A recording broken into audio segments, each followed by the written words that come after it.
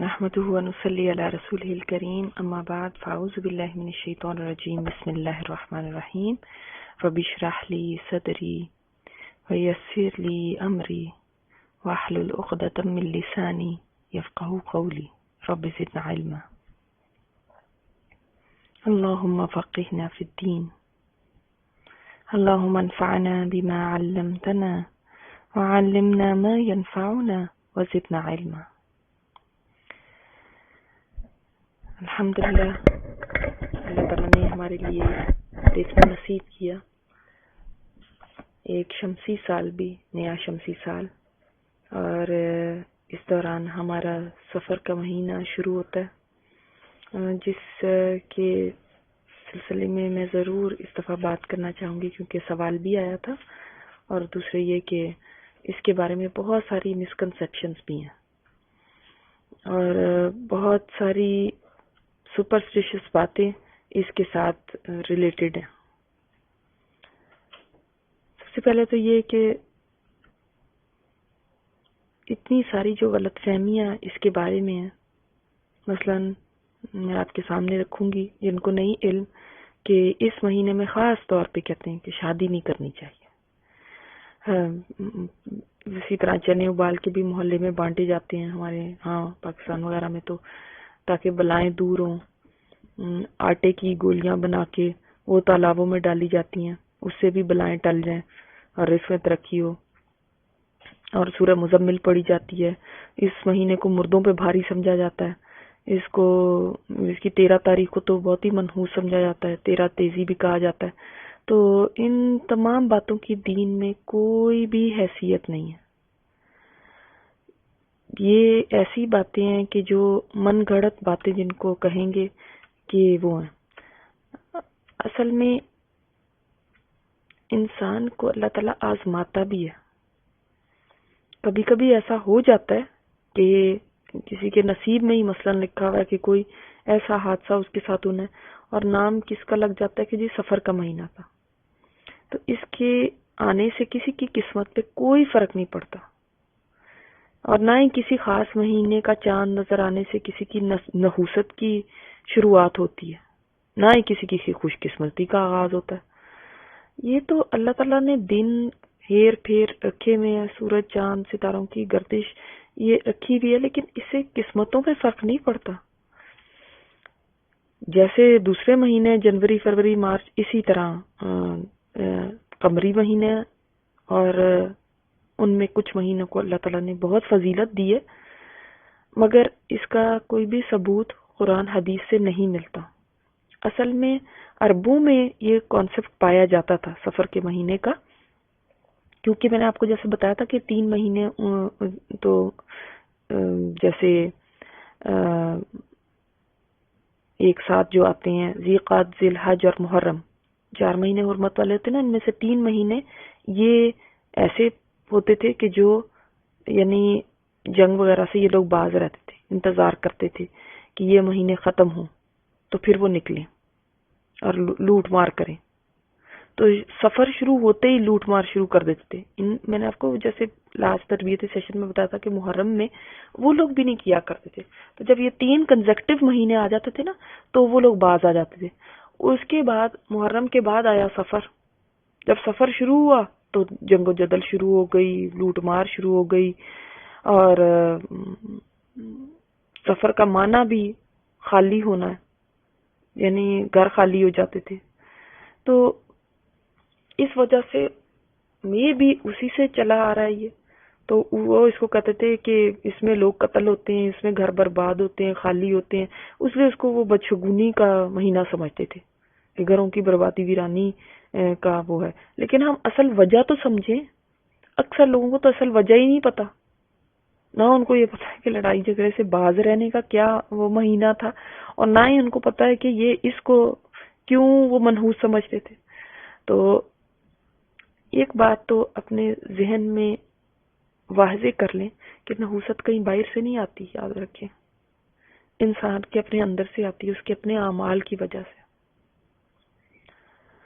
کیونکہ ہم نے سورہ بنی اسرائیل میں پڑھا بھی تھا کہ ہر انسان کا جو شگون ہے اللہ تعالیٰ نے فرمایا ہم نے اس کے گلے میں لٹکا دیا، اور قیامت کے روز ہم ایک کتاب اس کے لیے نکالیں گے جسے وہ اپنے لیے کھلا ہوا پائے گا. اللہ تعالیٰ فرمائیں گے اقرا کتاب کا اللہ تعالیٰ فرمائیں گے اپنی کتاب کو پڑھ. اب کفا بنفسک الیوم علیک حسیبا، تو اپنا حساب لینے کے لیے آج خود ہی کافی ہے. تو عرب لوگ یہ بدفعلی لیا کرتے تھے، مگر اسلام میں کوئی دن، کوئی جگہ یا کوئی انسان منحوس نہیں ہے، بلکہ انسان کا اپنا جو عمل ہے نا، اپنے گناہ ہے، وہ اس کے لیے مختلف آزمائشوں کا سبب بنتے ہیں.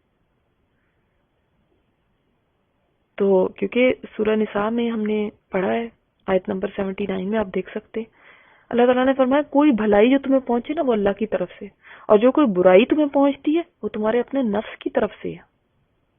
باہر نہیں بلیم کرو، اپنے آپ کو ملامت کرو.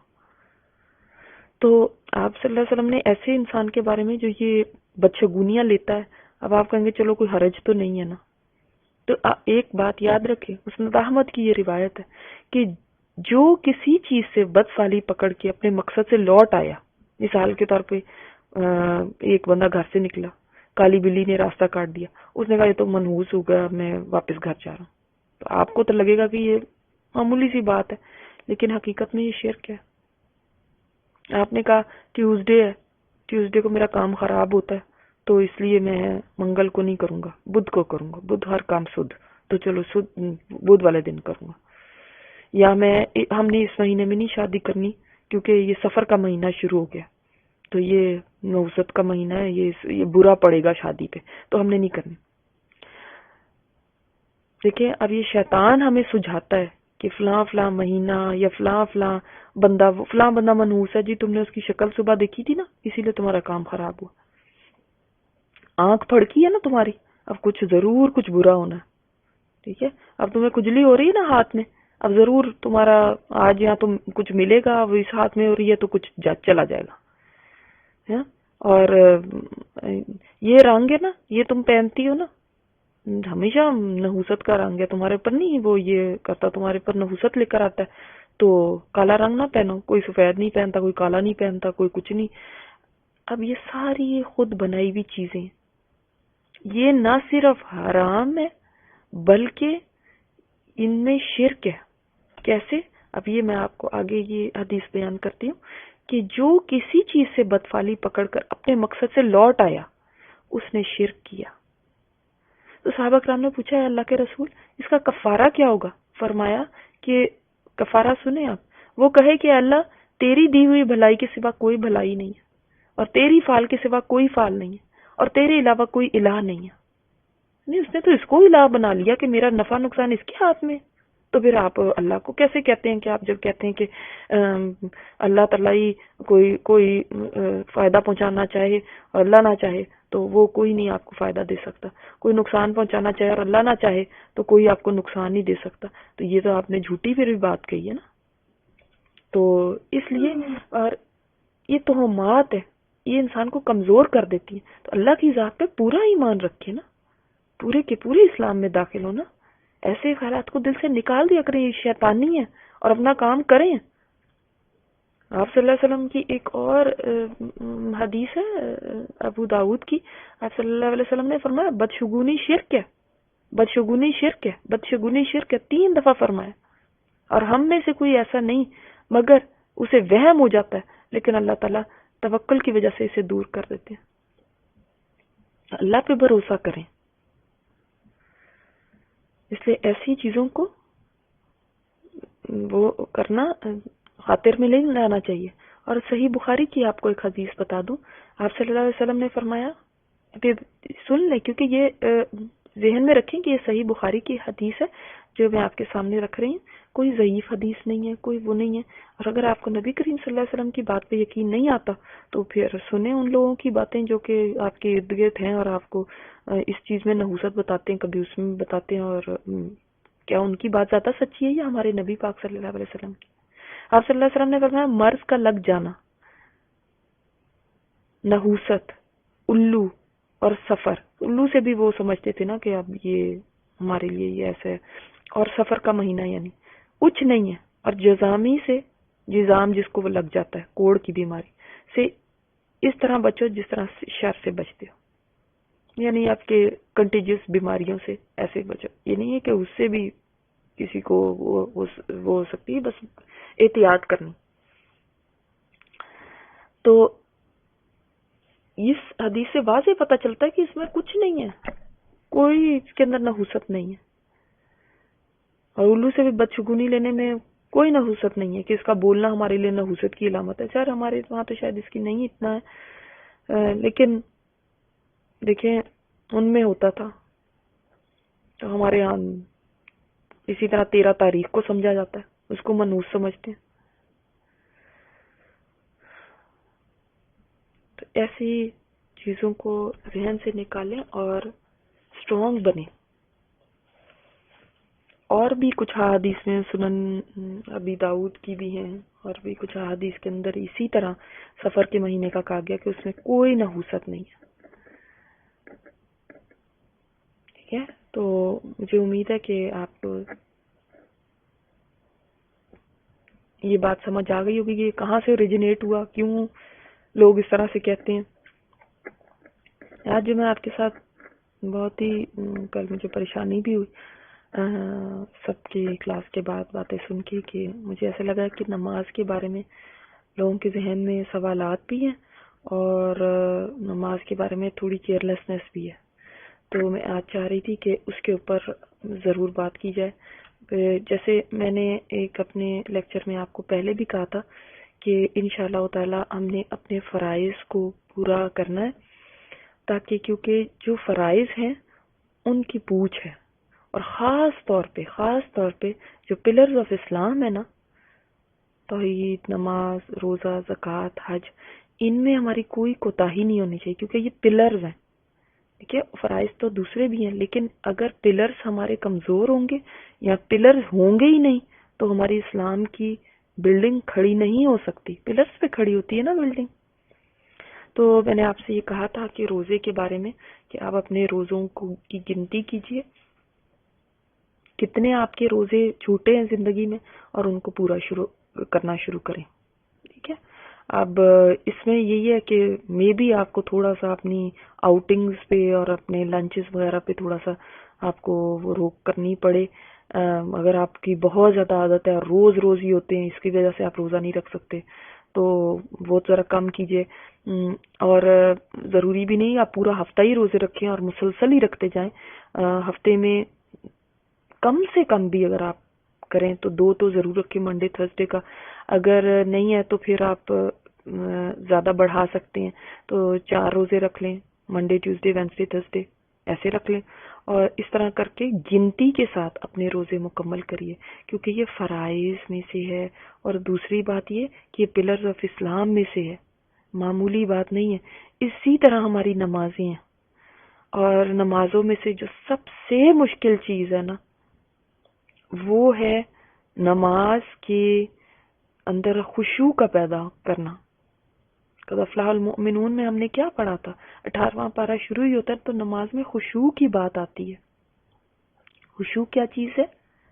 یعنی دل کی حاضری ہونا، اس کے اندر آپ کے دل کی توجہ ہونا، آپ کی جو زبان کہہ رہی ہے اس کے ساتھ دل بھی ٹیلی کر رہا ہو. ٹھیک ہے، اور نماز ڈیپینڈ کرتی ہے کہ اس میں خشوع. اور آج کی جو دعا آپ کو بتانی ہے وہ بھی ایک تو اس کے سلسلے میں بھی آپ کو ہیلپ کرے گی. بہت مختصر سی دعا ہے، ربی اعنی علی ذکرک و شکرک و حسن عبادتک. اللہ ہماری مدد فرما، اللہ ذکری کا اپنے ذکر کرنے میں، و شکری کا اور اپنے شکر کرنے میں، اللہ و حسن عبادت اور اپنی اچھی عبادت کے میں ہماری مدد فرما. تو اللہ کی مدد کے بغیر نہیں ہو سکتا. ہم نے انشاءاللہ یہ ابھی ہم یہاں سے اٹھیں گے تو انشاءاللہ ہم نے یہ عزم کرنا ہے کہ میں نے اپنی نمازوں میں خشوع لے کر آنا ہے، اور کوئی مشکل نہیں ہے، انشاءاللہ ہم بھی کر سکتے ہیں. انشاءاللہ کر سکتے ہیں. اور اگر آپ دیکھیں 100% نہیں بھی کر سکے، آپ مسلسل اگر اسٹرگل بھی کرتے رہے نا، جیسے میں نے آپ کو چڑیوں کو اڑانے کی بات کی ہے، مسلسل آپ اسٹرگل بھی کرتے رہے نا، کم از کم ہمارا یہ تو ہوگا کہ ہم ساری زندگی مسلسل اپنی نمازوں کو صحیح کرنے کی اسٹرگل کرتے رہے اور اسی میں مر گئے. وہ بہتر نہیں ہے بجائے اس کے کہ ہم نے ساری زندگی بری نمازیں پڑھی. اور ہمارا فرسٹ کوسچن ہی جاتے ہی پہلا کوسچن جو ہے نا وہ یہ ہونا ہے کہ نماز کیسی تھی آپ کی. تو پہلا کوسچن ہی آپ اس میں ہی کانپ گئے اور اس میں ہی گھبرا گئے تو اگلے کوسچن کے جوابات کیسے دیں گے بتائیں. اور دیکھیں پہلا سوال آپ کانفیڈنٹلی دے لیتے نا اور اس میں اچھے آپ کے مارکس آ جاتے. تو آپ وائوا وغیرہ آپ نے اگر پریکٹیکلز اور اس طرح میں وائوا سائنس لی تھی تو آپ کو پتا ہوگا جب وہ یا انٹرویو وغیرہ میں پہلا سوال آپ نے صحیح دے دیا تو تھوڑا سا آپ کو کانفیڈنس بھی آ جاتا ہے، پھر تھوڑا سا آپ کو حوصلہ بھی ہو جاتا ہے کہ اچھا ٹھیک ہے، نہیں مجھے کچھ آتا ہے. اور پہلے سوال میں ہی اگر آپ گر جاتے نا تو پھر آگے سارا ہی آپ کا وہ کانپتے ہی رہتے ہیں کہ اب آگے کیا ہوگا. مجھے تو پہلے پہ ہی میری یہ حالت ہو گئی ہے. تو انشاءاللہ بہت سارے لوگوں کو یہ دعا پہلے سے آتی ہوگی، اس لیے میں ان کے لیے ایک اور دعا بتاتی ہوں. جن کو پہلے سے آتی ہے وہ اب اس کو مانگنا شروع کریں تمام کے ساتھ، جن کو نہیں آتی وہ اس دعا کو لکھ لیں. اور دوسری دعا جو میں آپ سب کو بتانا چاہتی ہوں وہ مجلس کے دوران کی دعا ہے. جب آپ کہیں پہ بھی مل کے بیٹھتے ہیں، ہماری گیدرنگز ہوتی ہیں، تو دیکھیں ایک مجلس میں اٹھنے سے پہلے حضرت عبداللہ بن عمر فرماتے ہیں کہ نبی کریم صلی اللہ علیہ وسلم سے ہم 100 دفعہ یہ گن لیا کرتے تھے کہ 100 ٹائمز تو آپ صلی اللہ علیہ وسلم یہ بول ہی دیا کرتے تھے ایک مجلس میں نا. یعنی بات کے بعد مطلب تھوڑی تھوڑی دیر بعد آپ صلی اللہ علیہ وسلم کی زبان سے یہ نکلتا تھا. اس کا مطلب یہ ہے رب اغفر لی وتب علیہ انک انت التواب الغفور. رب اغفر لی یہ تو آتا ہی نا، رب اغفر لی، اور ہم اس طرح سے یہ اتنا تو آپ کو پہلے سے ہی آتا ہے. وتب علیہ، توبہ علیہ کا مطلب کیا؟ اللہ میری توبہ قبول کر لے. ٹھیک ہے. اور کیا ہے تو انک انت، بس رب اغفر لی وتوب علیہ اس پارٹ کو ایک طرف آپ لکھ لیں. اور سیکنڈ پارٹ کیا ہے؟ انک انت تواب، اللہ تعالیٰ کا نام ہے التواب، بہت زیادہ توبہ قبول کرنے والا. تواب الغفور، انتہائی زیادہ معاف کرنے والا، بہت زیادہ معاف کرنے والا. تو انشاءاللہ تھوڑی تھوڑی دیر بعد اگر ہم یہ بولتے جائیں گے ہماری عادت بن جائے گی. اور مجلس ضروری نہیں آپ کسی گیسٹ کے ساتھ ہی بیٹھے ہیں یا کوئی دعوت میں ہی جائیں گے تو مجلس ہوگی، آپ اپنے گھر والوں کے ساتھ بھی بیٹھے ہوئے ہیں. تھوڑی تھوڑی دیر بعد جیسے ہماری عادت ہوتی ہے تھوڑی دیر بعد ان کہتے اللہ اکبر الحمدللہ، یا اس طرح سے کر کے کرتے ہیں نا. تو ہم نے اب اپنی مجلس میں انشاءاللہ تعالی اس کی عادت ڈالنی.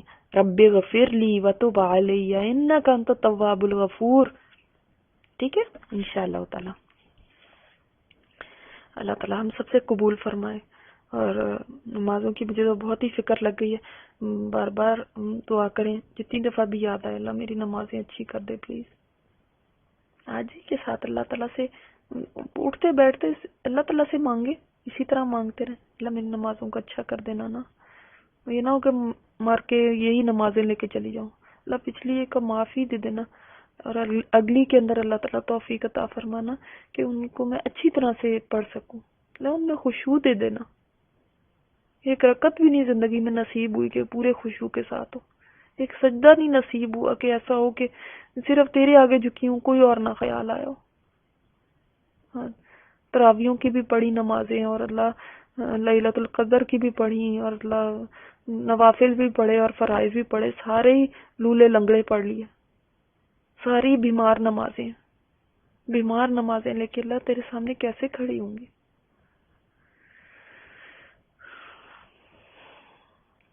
انشاءاللہ تعالی اللہ تعالی ہمارے سب کی دعاؤں کو قبول اور منظور فرمائے.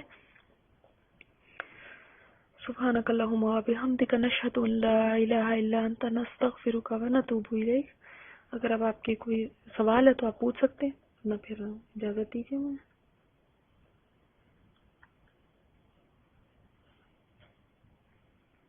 آمین یا رب العالمین، آمین یا رب العالمین.